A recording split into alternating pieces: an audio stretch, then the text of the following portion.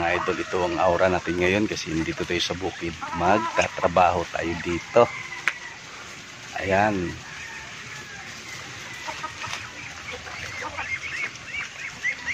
yung ginawa natin sa kanilang mga idol sa pagpakain natin ng umaga, na binigyan natin ng binlid at saka tawag nitong feeds, pampapalapit lang ng loob sa kanila sa atin.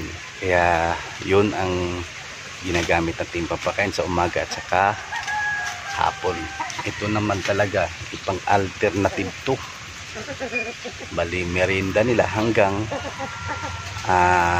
mamayang hapon na to, busog na busog sila. Sa dami pa naman yan, isang buong katawan ng saging yan, hinati ko, tapos may mga dahon pa yan. Ayan mga idol, ang katawan ng malunggay na ating gagawin ditong pamusti sa ating mga sa ating bakod. At ito pala yung ano natin mga idol, tanim natin na niyog na kahilira yan. Papunta doon, namunga na pala yung tanim nating papayaw. Kahit pa paano, may magamit na tayo pag magtinola tayo. Ito yung avocado natin. Ayan, ganda ng dahon, no? Ito naman yung atis natin na kulay violet.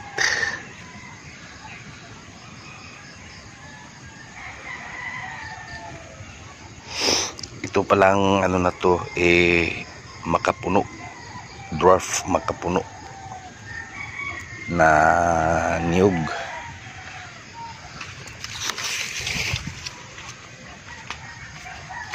Yan, yan, dwarf makapuno yan.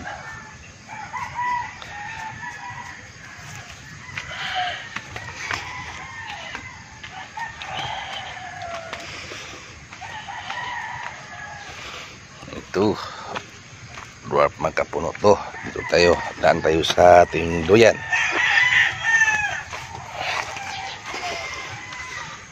Ayan, dwarf makapuno yan. Ayan yung avocado natin, nakatagilid ng bagyo, sa lakas ng bagyo. Akala ko mabubuwal.